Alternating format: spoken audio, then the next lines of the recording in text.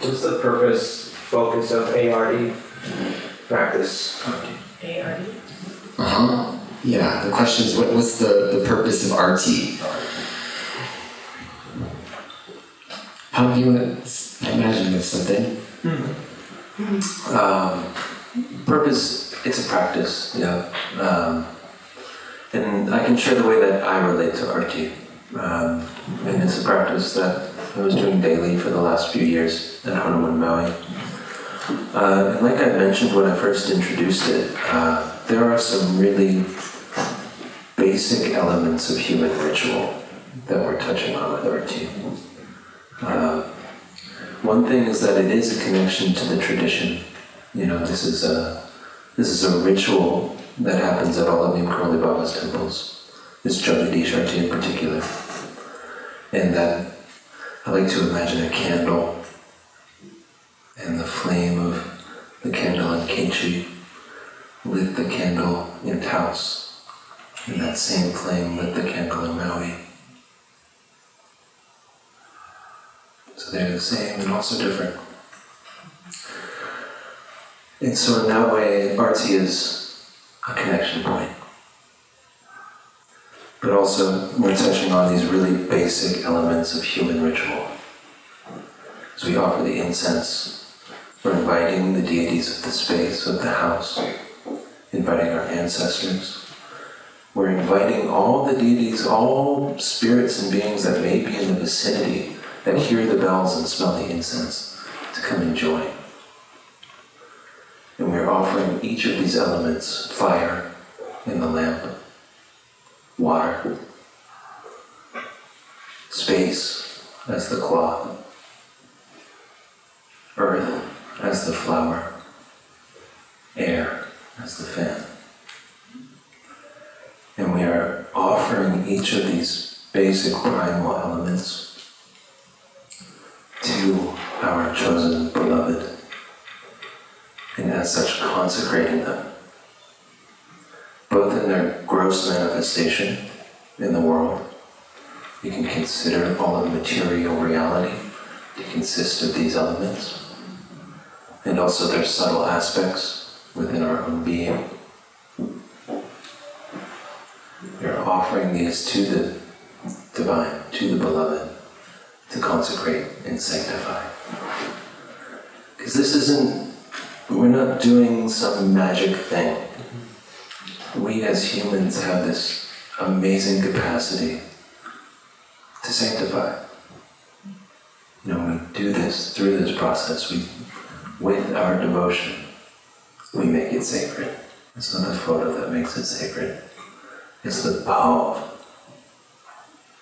It's the devotional mood with which it's offered that makes it sacred.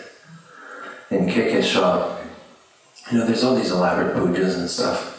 KK Shah, Ram Dass's longtime best friend and dear brother in India, you know, he said, you can offer all your RTs and all your pujas, but one incense, one stick of incense offered with devotion is all it takes. So we're drawing on this capacity that we all have to sanctify.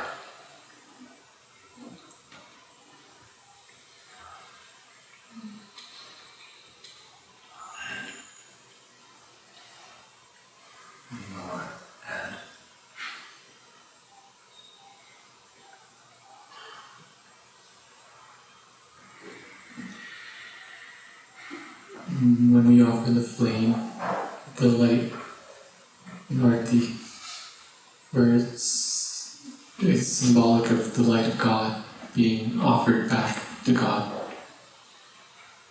from us. And when we offer the light to God, it's received and sanctified. And then when we bring it around and you take that light and take it over your head or take it to you, that's you taking that light that's now sanctified into your being. And the same thing with the little piece of food and the water is, as those have been part of the ritual, they become sanctified by the ritual. So then when you consume it, you consume the blessings of that ritual.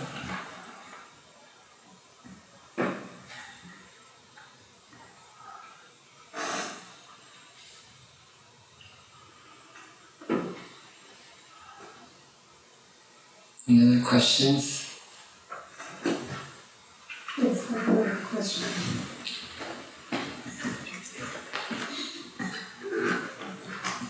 The question is for you, Swapnil, for the bhajans, because you said you learned them in your family. So I was wondering how they're being practiced or how they're being transmitted. Like people sit together in the evening and sing them, or on weekends and special occasions. That's a really good question. Basically in India, you'll hear bhajans all the time, all over the place. So shopkeepers will be blasting these bhajans from their stores on the stereo. People will be listening to them in their cars. And when folks get together in groups, there's almost always some kind of bhajan that comes out of those gatherings. So how I learned it was basically through the commonplace exposure to the bhajans. These bhajans I sing are like folk songs. So the way that in our culture maybe we know Amazing Grace, we don't have any particular place that we learned Amazing Grace, but it's so much part of the culture that we naturally come to know it. Same thing, especially the first bhajan that I sang, the one about the butter, is a very popular bhajan that everybody in India knows. Yeah, but bhajans are regularly practiced in many ways. Like for example, devotionally, of course, when people get together in satsang, there's always bhajans as well as kirtan. But then, anytime that there wants to be consciously brought the presence of spirit to a situation, there's bhajans. For example, every wedding process that started involves at the very beginning kirtan and bhajan, because you want to bring that feeling, that emotion, and basically invoking the blessings of God into the process of the wedding. Yeah, does that answer the question? Yeah. Okay, thank you. On a similar note, are bhajans being created? Like new ones written all the time? Is it? The whole question. Just repeat the question. The question was, are bhajans still being made, still being created? Yeah, you can create one right now. Okay, so they're not like it's traditional and it's like classic and that's it. There are some that have been around forever. Yeah. And then it's open.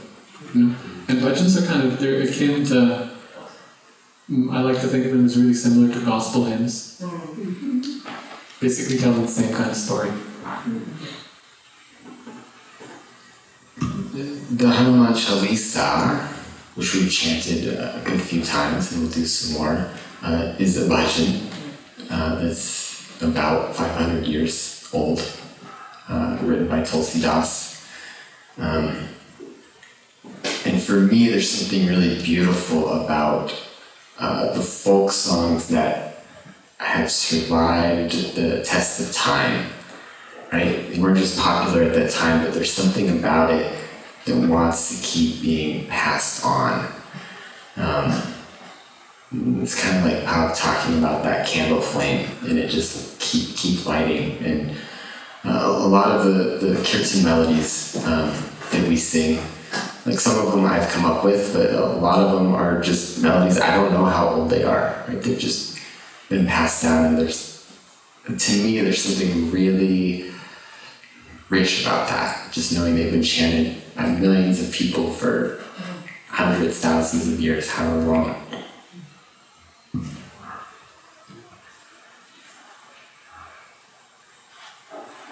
I have a question, but I think I can ask it loud enough so that everyone can hear me.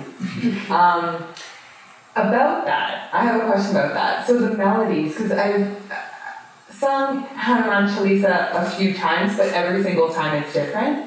So is the idea that you just kind of like listen and kind of get into it once you kind of get the vibe of the melody? Or do you just sing it whatever way you want? I definitely sing it whatever way I want.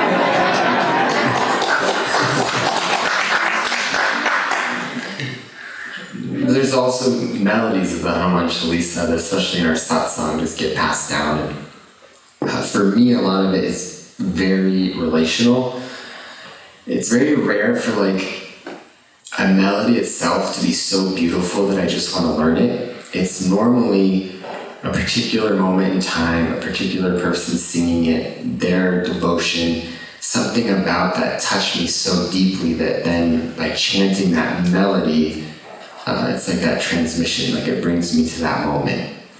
That's normally how it works for me. It's very relational based. Yeah.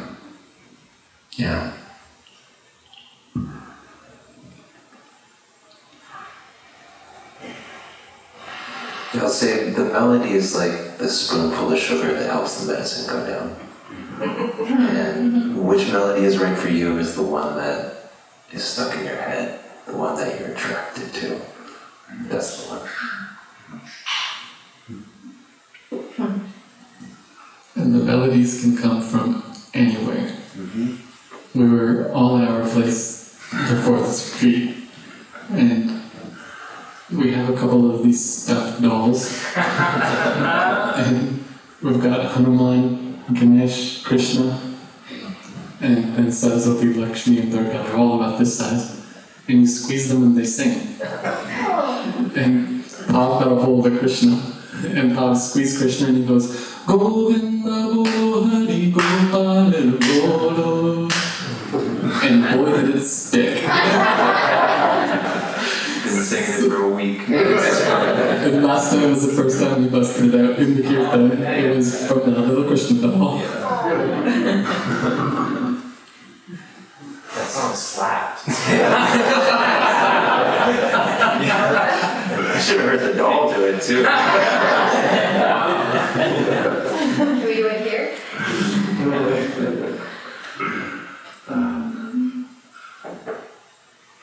I found a hip-hop Hanuman Chalisa on the internet and a reggae Hanuman Chalisa.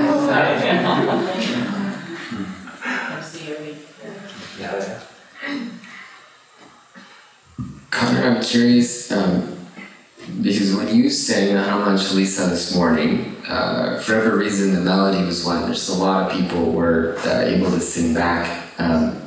Where was that a melody you learned? Did you create it? What can you say about that and why? I'm pretty sure. Is this No. even No, on? it's not even on. Here you go. Okay. I'm pretty sure that's the Prima Chalisa that Krishna Das sings.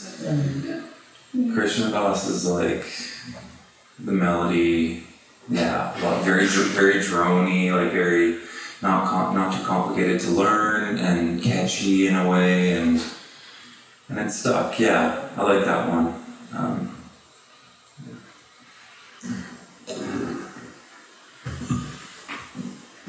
Actually, sorry, me again.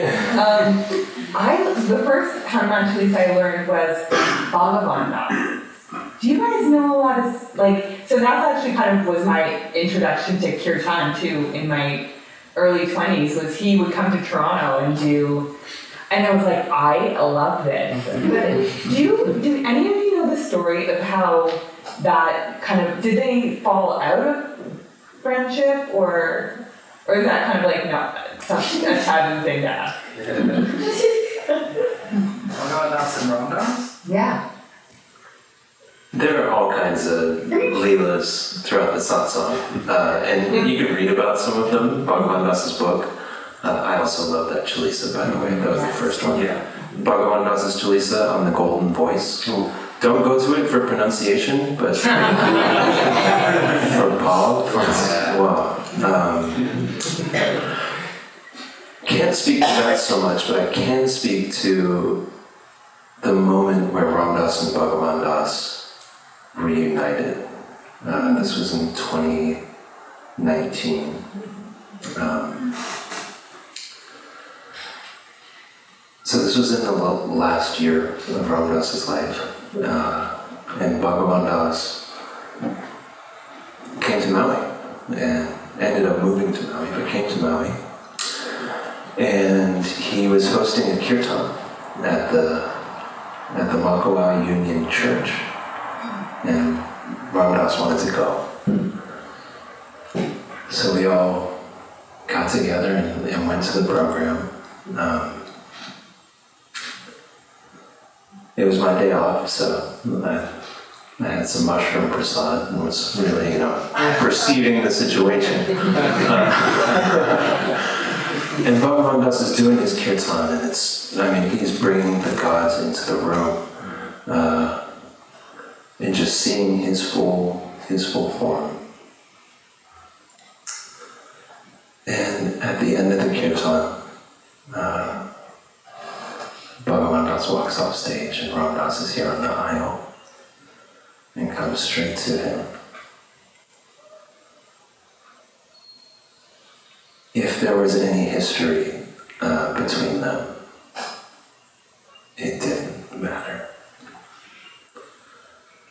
The love that was emanating in that moment stopped time.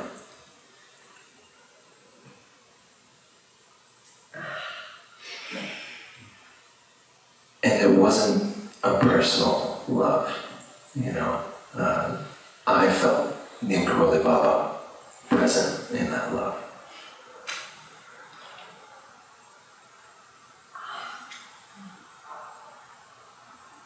And we talk about unconditional love, right? So sure, I'm sure they had plenty of falling outs and plenty of coming back togethers.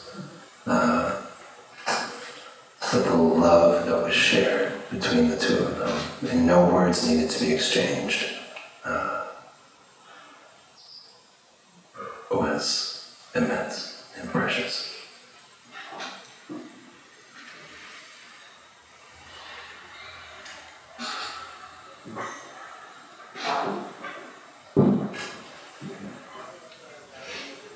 I have a question. I would love to hear from each of you just a little bit about. I would love to hear from each of you just a little bit about what your experience is like when you're singing, and particularly like finding that balance between like being, in presence, but also. I guess I get curious about just like, there's the performance aspect of it, or like that there's, an audience here. So just how you balance that, or how you work with that. So I'd love to hear from each of you.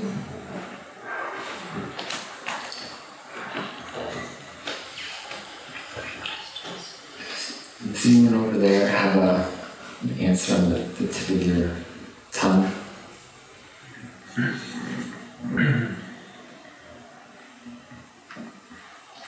It is a balance, one that I'm still learning. It's a process. I'm letting myself go through the process for once rather than rushing to the end result, if there is an end result. First it came to my mind when you asked the question, is actually a story Shama Chopin, shared. She's a wala, kirtan wala in New York City. Are you all familiar with Siddhima? No. Siddhima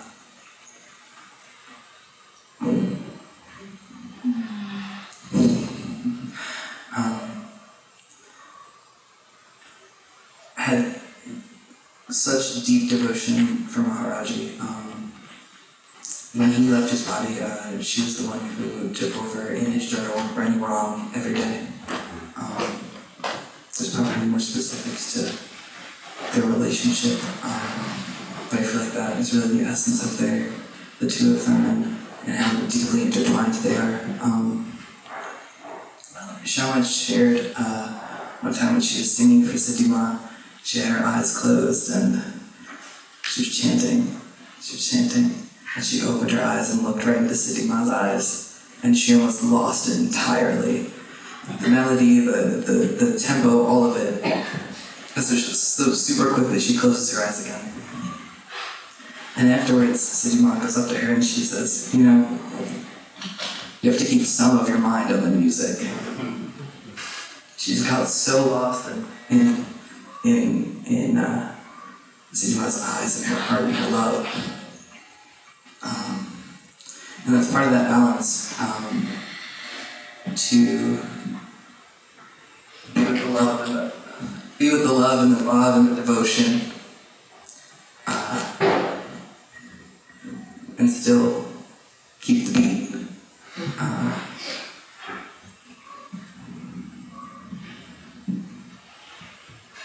How I personally approach it, the performance aspect of it is real. For me, I found all of this practice over COVID. So that means I was exposed to Krishna Das and chanting through online platforms.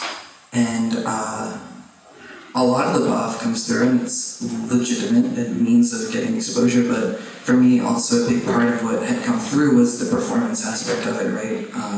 Krishna Das turns on the live stream and he does what he does, and it's a live stream and he answers questions and blah blah blah. So it's been something that I've been contemplating a lot. It's a service. We talked about this in the last week as we've traveled up the West Coast. Using the instruments, the tempo, the beat, the melody, it's all tools to open up the space and invite others in and make it as simple as possible.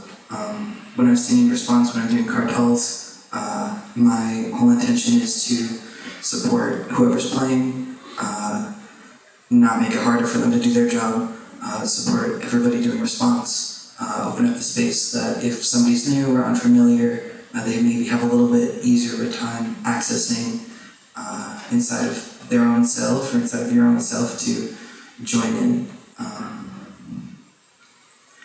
And I look at the whole practice as play. When I sit down in the morning with my harmonium, I have a little bit of a ritual that I go through. I have a few chants that I will definitely start with. And then after that, I just try to give myself as much space as I can to just explore and play and really seep into the bhav, into the love, into the devotion. And the whole practice is just doing that over and over again and continuing to show up. Yeah. Thank you. Sure. What I can say is that I'll just speak to this morning, because that's my most recent experience with it. So, my alarm goes off at 5:55. Yeah, and I'm thinking, I was nervous, but I was nervous because I wanted to do good and I wanted to, what if I forget the words? And there's this whole weird thing where I'll just forget words sometimes, and I don't know what that's about. I mean, it's a 40-verse song, so it makes sense. But, and I don't speak the language that it's in. I give myself some breaks, hang out with myself, obviously. But to your question, when we started this morning, I mean, closing your eyes is a good way of not being so intimidated by who's in front of you. But I felt everyone in a way that was not, wasn't scary. It was just, everyone was just, I was singing, I could feel, I was surprised how many people here, I was like, I was saying to Sitaram Dass, I don't have to do anything. Everybody's singing so loud, move away from the mic a little bit, and it's just in the flow. It just felt like, the Shalisa for me is I'm doing what I can as an innocent human to approach God and say, please let me sing to you, and this trip that God will be like, sing to me and then I'll love you, as if that's how that works, but it's just my trip. But yeah, this morning, once it starts, it's just and then by the end, it's just all, it's all good. So that's my experience of singing with groups of people. it's like nervous in a performative kind of way, and then once the Chalisa gets going, it just flows through, and especially with a group that's so like devoted as y'all, just in the flow, yeah. And the words just come out, and we were all kind of supporting each other in the like, Sanders was beside me, harmonizing, and I'm like, yeah, this is sweet. Drums are there, like, yeah, it's just a good time, and it just, yeah, all that just kind of goes away. So that's my most recent experience with singing with people.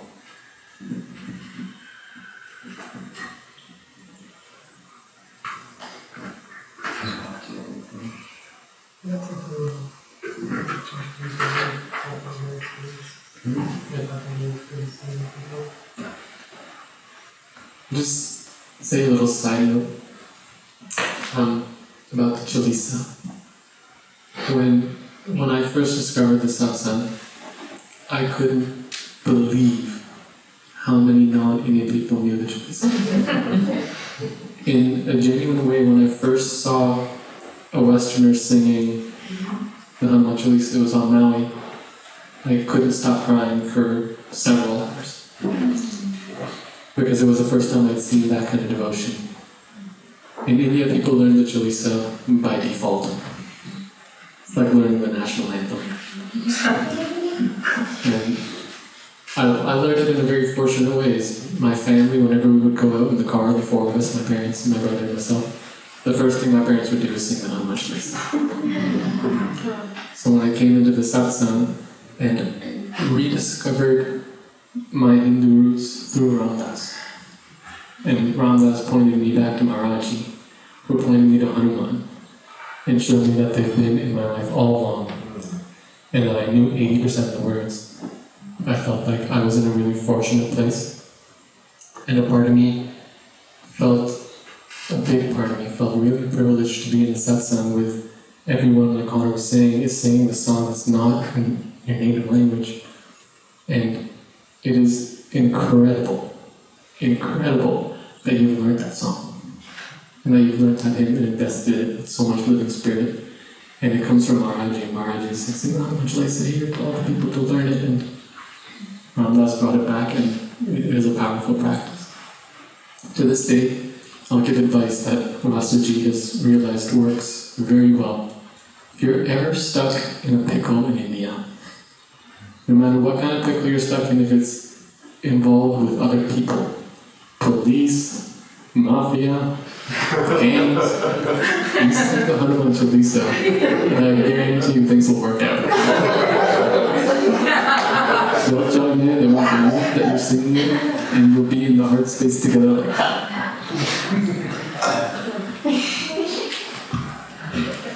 Now I want to share a couple of things. I won't answer your question, but Swap saying that reminded me of.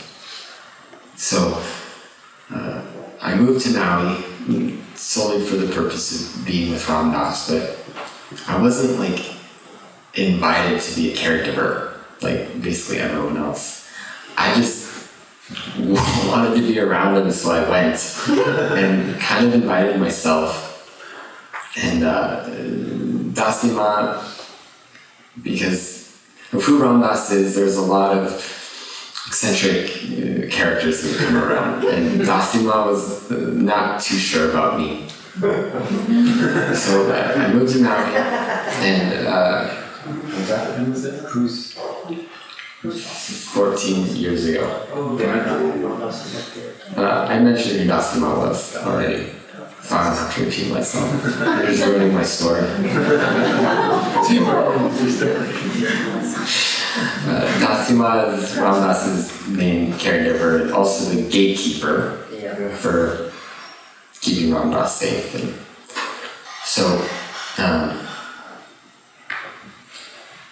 so I came, and when I got on island, I was living on this guy's back porch, and I was paying about $100 a month in rent, so I used the shower.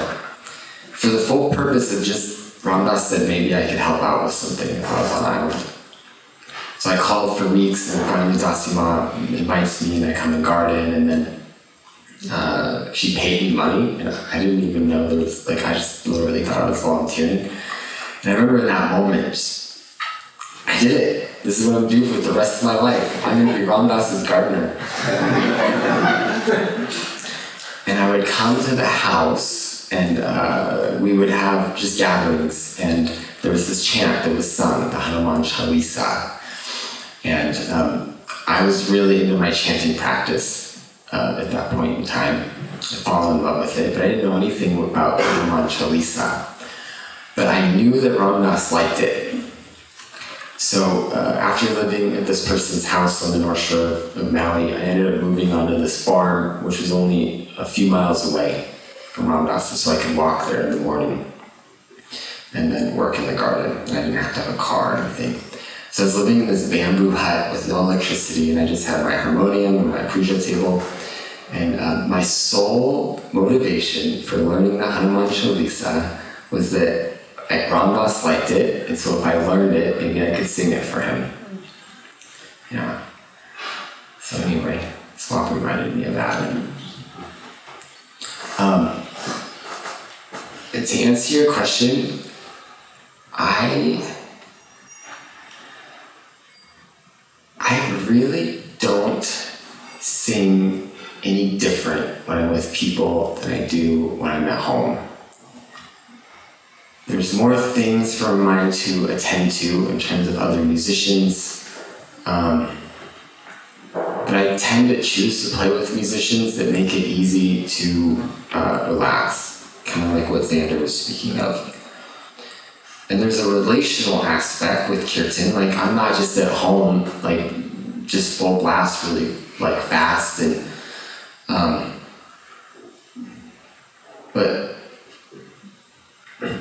but it's the same core practice. It's just that when there's other people, there's just this energetic thing that happens. But I've always had I've had a lot of debates with people. I really don't view kirtan as a performance, like, at all. I just feel like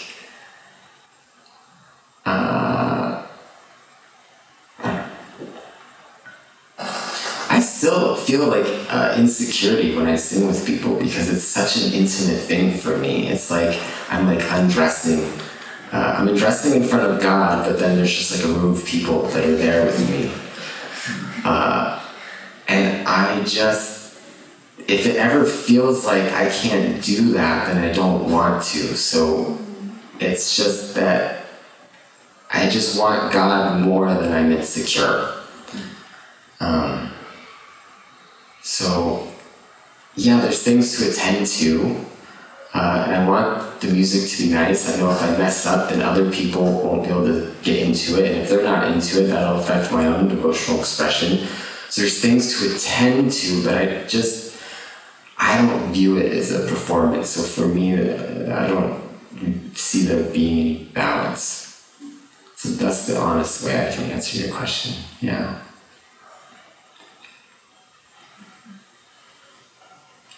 Yeah, everybody's already shared how I'm feeling about it. I guess kind of an adjacent thing that came up on this tour was, Sitaram Dass has this beautiful mixer and is recording all of our voices, and hopefully there will be a gem in the haystack throughout this tour, and there's something that we can share with people. So the other day he says, Pavan, is there any chant that you particularly liked so far on the tour? And I'm like, no, not really. He's like, how about your Hanuman Chalisa in Eugene? I'm like, okay. Do you think so? Honestly, I was really bored on the inside, but if it came across, great. And I'm sharing that because it doesn't so much matter. Mm-hmm. The nectar is in the name, not in the voice singing it. It's not. So it doesn't matter, which is so reassuring, So I show up practices to show up, and we give what we got. If that's nervousness, here I have nervousness today. If it's joy, here I have joy today. And yeah, trust that the name will do its work.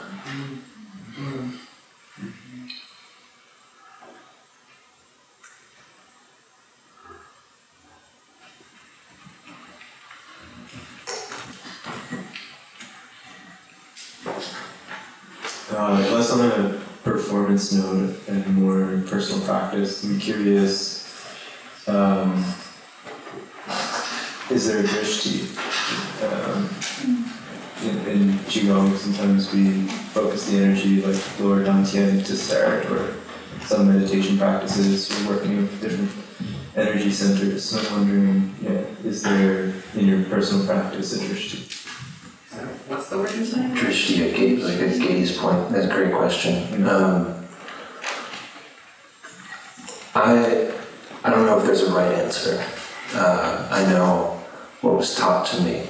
And I first got into kirtan just going to my friend Raghu's house. And Raghu's like a crotchety old man. And with Raghu, there is a right way to do it. And we'd sing chalisas. We'd sing 11 chalisas. That's do that every so often. And he said, he didn't use the word drishti, but keep your drishti on your tongue, on the play of your tongue. A lot of these names aren't random, and the placement has an effect on our system. All the energy pathways, all the nadis in our body, these names have specific effects. And to place our drishti upon the play of our tongue, the names on our tongue, is how I learned